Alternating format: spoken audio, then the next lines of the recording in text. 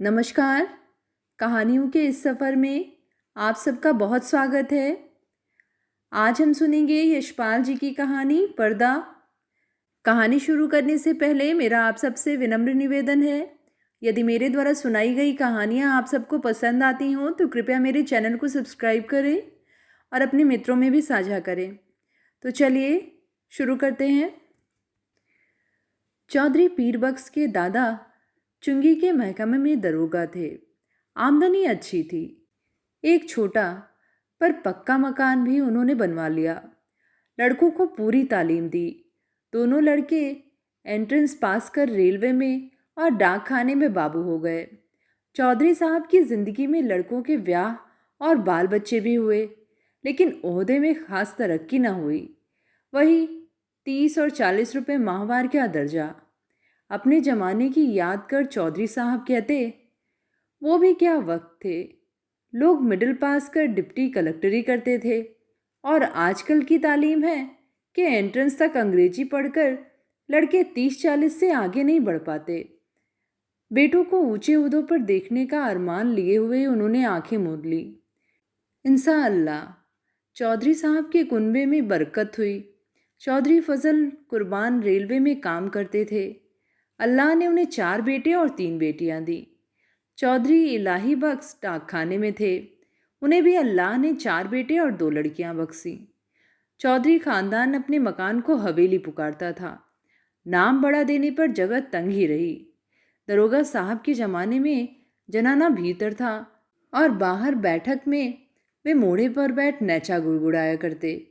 जगह की तंगी की वजह से उनके बाद बैठक भी जनाने में शामिल हो गया और घर की डोरी पर पर्दा लटक गया। बैठक न रहने पर भी घर की इज्जत का ख्याल था, इसीलिए पर्दा बोरी के टाट का नहीं, बढ़िया किस्म का रहता। जाहिर है दोनों भाइयों के बाल बच्चे एक ही मकान में रहने पर भी भीतर सब अलग अलग था। ड्योढ़ी का पर्दा कौन भाई लाए, इस समस्या का हल इस तरह हुआ कि दरोगा साहब के जमाने की पलंग की रंगीन दरियां एक के बाद एक ड्योढ़ी में लटकाई जाने लगी। तीसरी पीढ़ी के ब्याह शादी होने लगे। आखिर चौधरी खानदान की औलाद को हवेली छोड़ दूसरी जगह तलाश करनी पड़ी। चौधरी इलाही बख्श के बड़े साहबजादे एंट्रेंस पास कर डाक खाने में 20 रुपए की क्लर्की पा गए। दूसरे साहबजादे मिडिल पास कर अस्पताल में कंपाउंडर बन गए। जो जो जमाना गुजरता जाता तालीम और नौकरी दोनों मुश्किल होती जाती। तीसरे बेटे होनहार थे। उन्होंने वजीफा पाया। जैसे तैसे मिडिल कर स्कूल में मुदर्रिस व देहात चले गए। चौथे लड़के पीरबख्श प्राइमरी से आगे न बढ़ सके। आजकल की तालीम माँ बाप पर खर्च के बोझ के सिवा और है क्या। स्कूल की फीस हर महीने और किताबों कापियों का और नक्शों के लिए रुपए ही रुपए। चौधरी पीरबख्श का भी ब्याह हो गया। मौला के करम से बीवी की गोद भी जल्दी ही भरी। पीरबख्श ने रोजगार के तौर पर खानदान की इज्जत के ख्याल से एक तेल की मिल में मुंशीगिरी कर ली। तालीम ज्यादा नहीं तो क्या, सफेद पोश खानदान की इज्जत का पास तो था। मजदूरी और दस्तकारी उनके करने की चीजें न थीं।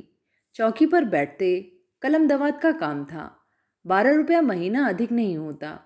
चौधरी पीरबख्श को मकान सितवा की कच्ची बस्ती में लेना पड़ा। मकान का किराया 2 रुपये था। आसपास गरीब और कमीने लोगों की बस्ती थी। कच्ची गली के बीचों बीच गली के मुहाने पर लगे कमेटी के नल से टपकते पानी की काली धार बहती रहती, जिसके किनारे घास उग जाती थी। नाली पर मच्छरों और मक्खियों के बादल उमड़ते रहते। सामने रमजानी धोबी की भट्ठी थी, जिसमें से धुआं और सज्जी मिले उबलते कपड़ों की गंध उड़ती रहती। दाईं ओर बीकानेरी मोचियों के घर थे। बाईं ओर वर्कशॉप में काम करने वाले कुली रहते थे। इस सारी बस्ती में चौधरी पीरबख्श ही पढ़े लिखे सफ़ेद पोश थे। सिर्फ उनके ही घर की डोरी पर पर्दा था। सब लोग उन्हें चौधरी जी, मुंशी जी कहकर सलाम करते। उनके घर की औरतों को कभी किसी ने गली में नहीं देखा। लड़कियां 4-5 बरस तक किसी कामकाज से बाहर निकलती और फिर घर की आबरू के ख्याल से उनका बाहर निकलना मुनासिब न था। पीरबख्श खुद ही मुस्कुराते हुए सुबह शाम कमेटी के नल से घड़े भर लाते। चौधरी की तनख्वाह 15 बरस में 12 से 18 हो गई।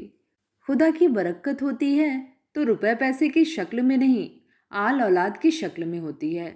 15 बरस में 5 बच्चे हुए। पहले 3 लड़कियां और बाद में 2 लड़के। दूसरी लड़की होने को थी तो पीर बख्श की वालदा मदद के लिए आई।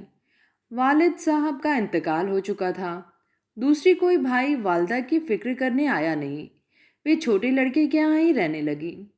जहाँ बाल बच्चे और घर बार होता है, 100 किस्म की झंझटें होती ही हैं। कभी बच्चे को तकलीफ है तो कभी जच्चा को। ऐसे वक्त में कर्ज की ज़रूरत कैसे न हो। घर बार हो तो कर्ज भी होगा ही। मील की नौकरी का कायदा पक्का होता है। हर महीने की 7 तारीख को गिनकर तनख्वाह मिल जाती है। पेशगी से मालिक को चिढ़ है। कभी बहुत ज़रूरत पर ही मेहरबानी करते। ज़रूरत पड़ने पर चौधरी घर की कोई छोटी मोटी चीज़ गिरवी रखकर उधार ले आते। गिरवी रखने से रुपए के 12 आने ही मिलते। ब्याज मिलाकर 16 आने हो जाते और फिर चीज़ के घर लौट आने की संभावना न रहती। मोहल्ले में चौधरी पीर बख्श की इज्जत थी। इज्जत का आधार था घर के दरवाजे पर लटका पर्दा। भीतर जो हो, पर्दा सलामत रहता। कभी बच्चों की खींचखांच या बेदर्द हवा के झोंकों से उसमें छेद हो जाते तो पर्दे की आड़ से हाथ सुई धागा ले उसकी मरम्मत कर देते। दिनों का खेल। मकान की ड्योढ़ी के किवाड़ गलते गलते बिल्कुल गल गए। कई दफे कसे जाने से पेच टूट गए और सुराख ढीले पड़ गए। मकान मालिक सुरजू पांडे को उसकी फिक्र न थी। चौधरी कभी जाकर कहते सुनते तो उत्तर मिलता, कौन बड़ी रकम थमा देते हो, 2 रुपल्ली किराया और वह भी 6-6 महीने का बकाया। जानते हो लकड़ी का क्या भाव है, ना हो मकान छोड़ जाओ। आखिर किवाड़ गिर गए। रात में चौधरी उन्हें जैसे तैसे चौखट से टिका देते। रात भर दहशत रहती कि कहीं कोई चोर ना आ जाए। मोहल्ले में सफ़ेद पोशी और इज्जत होने पर भी चोर के लिए घर में कुछ न था। शायद एक भी साबित कपड़ा या बर्तन ले जाने के लिए चोर को न मिलता। पर चोर तो चोर है। छीनने के लिए कुछ न हो तो भी चोर का डर तो होता ही है। वह चोर जो ठहरा। चोर से ज़्यादा फिक्र थी आबरू की। किवाड़ न रहने पर पर्दा ही आबरू का रखवारा था। वह पर्दा भी तार तार होते होते एक रात आंधी में किसी भी हालत में लटकने लायक न रह गया। दूसरे दिन घर की एकमात्र पुश्तैनी चीज़ दरी दरवाजे पर लटक गई। मोहल्ले वालों ने देखा और चौधरी को सलाह दी, अरे चौधरी, इस जमाने में दरी यूं काहे खराब करोगे, बाजार से ला टाट का टुकड़ा न लटका दो। पीरबक्स टाट की कीमत भी आते जाते कई दफ़े पूछ चुके थे। 2 गज टाट 8 आने से कम में न मिल सकता था। हंसकर बोले, होने दो, क्या है, हमारे यहाँ पक्की हवेली में भी डोरी पर दरी का ही पर्दा रहता था। कपड़े की महंगाई के इस जमाने में घर की 5 औरतों के शरीर से कपड़े जीर्ण होकर यूं गिर रहे थे जैसे पेड़ अपने छाल बदलते हैं। पर चौधरी साहब की आमदनी से दिन में एक दफ़े किसी तरह पेट भर सकने के लिए आटा के अलावा कपड़े की गुंजाइश कहाँ। खुद उन्हें नौकरी पर जाना होता। पायजामे जब पैबंद संभालने की ताब न रही, मार्किन का एक कुर्ता पायजामा जरूर हो गया। पर लाचार थे। गिरवी रखने के लिए घर में जब कुछ भी न हो, गरीब का एकमात्र सहायक है पंजाबी खान। रहने की जगह भर देखकर वह रुपया उधार ले सकता है। 10 महीने पहले गोद के लड़के बरकत के जन्म के समय पीरबक्स को रुपए की ज़रूरत आ पड़ी। कहीं और कोई प्रबंध न हो सकने के कारण उन्होंने पंजाबी खान बब्बर अली खान से 4 रुपए उधार ले लिए थे। बब्बर अली खां का रोजगार सितवा के उस कच्चे मोहल्ले में अच्छा खासा चलता था। बीकानेरी मोची, वर्कशॉप के मजदूर और कभी कभी रमजानी धोबी सभी बब्बर मियाँ से कर्ज लेते रहते। कई दफ़े चौधरी पीरबक्स ने बब्बर अली को कर्ज और सूद की किस्त न मिलने पर अपने हाथ के डंडे से रेड़ी का दरवाज़ा पीटते देखा था। उन्हें साहूकार और रेड़ी में बीच बिचौवल भी करना पड़ता था। खान को वे शैतान समझते थे, लेकिन लाचार हो जाने पर उसी की शरण लेनी पड़ी। 4 आना रुपया महीने पर 4 रुपया कर्ज लिया। शरीफ खानदानी मुसलमान भाई का ख्याल कर बब्बर अली ने 1 रुपया माहवार की किस्त मान ली। 8 महीने में कर्ज अदा होना तय हुआ। खान की किस्त न दे सकने की हालत में अपने घर के दरवाजे पर फजीहत हो जाने की बात का ख्याल कर चौधरी के रोए खड़े हो जाते। 7 महीने फाका करके भी वे किसी तरह से किश्त देते चले गए। लेकिन जब सावन में बरसात पिछड़ गई और बाजरा भी रुपए का 3 सेर मिलने लगा, किस्त देना संभव न रहा। खान 7 तारीख की शाम को ही आया। चौधरी पीरबख्श ने खान की दाढ़ी छू और अल्लाह की कसम खा 1 महीने की मुआफ़ी चाही। अगले महीने 1 का 1.25 देने का वायदा किया। खान टल गया। भादों में हालत और भी परेशानी की हो गई। बच्चों की माँ की तबीयत रोज़ रोज़ गिरती जा रही थी। खाया पिया उसके पेट में न ठहरता। पत्ते के लिए उसको गेहूं की रोटी देना ज़रूरी हो गया। गेहूं मुश्किल से रुपए का सिर्फ 2.5 सेर मिलता। बीमार का जी ठहरा कभी प्याज के टुकड़े या धनिया की खुशबू के लिए ही मचल जाता, कभी पैसे की सौंफ, अजवाइन, काले नमक की ही ज़रूरत हो तो पैसे की कोई चीज़ मिलती ही नहीं। बाजार में तांबे का नाम ही नहीं रह गया। नाहक की कन्नी निकल जाती है। चौधरी को 2 रुपए महंगाई भत्ते के मिले, पर पेशगी लेते लेते तनख्वाह के दिन केवल 4 ही रुपए हिसाब में निकले।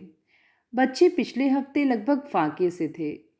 चौधरी कभी गली से 2 पैसे की चौराई खरीद लाते, कभी बाजरा उबाल सब लोग कटोरा कटोरा भर पी लेते। बड़ी कठिनाई से मिले 4 रुपए में से 1.25 रुपए खान के हाथ में धर देने की हिम्मत चौधरी को न हुई। मिल से घर लौटते समय वे मंडी की ओर टहल गए।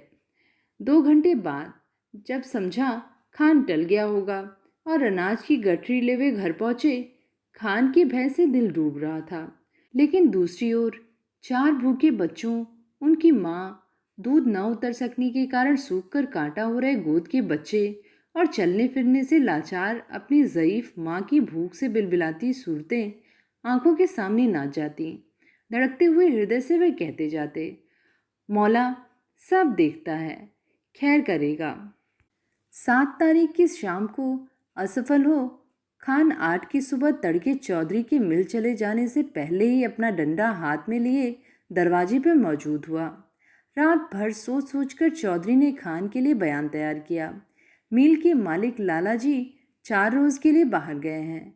उनके दस्तखत के बिना किसी को भी तनख्वाह नहीं मिल सकी। तनख्वाह मिलते ही वह 1.25 रुपए हाजिर करेगा। माकूल वजह बताने पर भी खान बहुत देर तक गुर्राता रहा। हम वतन छोड़ के परदेश में पड़ा है, ऐसे में रुपया छोड़ देने के वास्ते हम यहाँ नहीं आया है। हमारा भी बाल बच्चा है। 4 रोज में रुपया नहीं देगा, अब तुम्हारा माँ बहन कर देगा। 5वें दिन रुपया कहाँ से आता? तनख्वाह मिले अभी हफ्ता भी नहीं हुआ। मालिक ने पेशगी देने से साफ इनकार कर दिया। 6ठे दिन किस्मत से इतवार था। मील में छुट्टी रहने पर भी चौधरी खान के डर से सुबह ही बाहर निकल गए। जान पहचान के कई आदमियों के यहाँ गए, इधर उधर की बातचीत की। वे कहते, अरे भाई, हो 20 आने पैसे तो दो, 1 रोज के लिए देना, ऐसे ही ज़रूरत आ पड़ी है। उत्तर मिला, मियाँ पैसे कहाँ इस ज़माने में, पैसे का मोल कौड़ी नहीं रह गया। हाथ में आने से पहले ही उधार में उठ गया तमाम। दोपहर हो गई, खान आया भी होगा तो इस वक्त तक बैठा नहीं रहेगा। चौधरी ने सोचा और घर की तरफ चल दिए। घर पहुंचने पर सुना खान आया था और घंटे भर तक ड्योढ़ी पर लटके दरी के पर्दे को डंडे से ठेल ठाल कर गाली देता रहा। पर्दे की आड़ से बड़ी बीवी के बार बार खुदा की कसम खा यकीन दिलाने पर कि चौधरी बाहर गए हैं, रुपया लेने गए हैं, खान गाली देकर कहता, नहीं, बज्जात चोर भीतर में छिपा है, हम 4 घंटे में फिर आता है, रुपया लेकर जाएगा। रुपया नहीं देगा तो उसका खाल उतार कर बाजार में बेच देगा। हमारा रुपया क्या आराम का है? 4 घंटे से पहले ही खान की पुकार सुनाई दी। चौधरी पीरबख्श के शरीर में बिजली सी दौड़ गई और वे बिल्कुल निसत्व हो गए। हाथ पैर सुन्न और गला खुश्क। गाली दे पर्दे को ठेलकर खान के दोबारा पुकारने पर चौधरी का शरीर निर्जीव प्राय होने पर भी निश्चेष्ट न रह गया। वे उठकर बाहर आ गए। खान आग बबूला हो रहा था। पैसा नहीं देने के वास्ते चिपता है। एक से एक बढ़ती हुई 3 गालियां एक साथ खान के मुंह से पीरबख्श के पुरखों पीरों के नाम निकल गईं। इस भयंकर आघात से पीरबख्श का खानदानी रक्त भड़क उठने के बजाय और भी निर्जीव हो गया। खान के घुटने छू अपनी मुसीबत बता वे मुआफ़ी के लिए खुशामद करने लगे। खान की तेजी बढ़ गई। उसके ऊंचे स्वर से पड़ोस के मोची और मजदूर चौधरी के दरवाजे के सामने इकट्ठे हो गए। खान क्रोध में डंडा फटकार कर कह रहा था, पैसा नहीं देना था, लिया क्यों? तनख्वाह किधर में जाता? आरामी हमारा पैसा मारेगा, हम तुम्हारा खाल खींच लेगा। पैसा नहीं है तो घर पर पर्दा लटका के शरीफ ज्यादा कैसे बनता है? तुम हमको बीवी का गहना दो, बर्तन दो, कुछ तो भी दो, हम ऐसे नहीं जाएगा। बिल्कुल बेबस और लाचारी में दोनों हाथ उठा खुदा से खान के लिए दुआ मांग पीर बख्श ने कसम खाई, एक पैसा भी घर में नहीं, बर्तन भी नहीं, कपड़ा भी नहीं। खान चाहे तो बेशक उसकी खाल उतार कर बेच ले। खान और आग बबूला हो गया। अब तुम्हारा दुआ क्या करेगा? तुम्हारा खाल क्या करेगा? उसका तो जूता भी नहीं बनेगा। तुम्हारा खाल से तो यह टाट अच्छा। खान ने ड्योढ़ी पर लटका दरी का पर्दा झटक दिया। ड्योढ़ी से पर्दा हटने के साथ ही जैसे चौधरी के जीवन की डोर टूट गई। वह डगमगा कर जमीन पर गिर पड़े। इस दृश्य को देख सकने की ताब चौधरी में न थी, परंतु द्वार पर खड़ी भीड़ ने देखा। घर की लड़कियां और औरतें पर्दे के दूसरी ओर घटती घटना के आतंक से आंगन के बीचों बीच इकट्ठी हो खड़ी कांप रही थीं। सहसा पर्दा हट जाने से औरतें ऐसे सिकुड़ गईं जैसे उनके शरीर का वस्त्र खींच लिया गया हो। वह पर्दा ही तो घर भर की औरतों के शरीर का वस्त्र था। उनके शरीर पर बचे चीथड़े उनके 1/3 अंग ढकने में भी असमर्थ थे। जाहिल भीड़ ने घृणा और शर्म से आंखें फेर लीं। उस नग्नता की झलक से खान की कठोरता भी पिघल गई। ग्लानि से थूक पर्दे को आंगन में वापस फेंक क्रुद्ध निराशा में उसने लाहौल विला कहा और असफल लौट गया। भय से चीख कर ओट में हो जाने के लिए भागती हुई औरतों पर दया कर भीड़ छट गई। चौधरी बेसुध पड़े थे।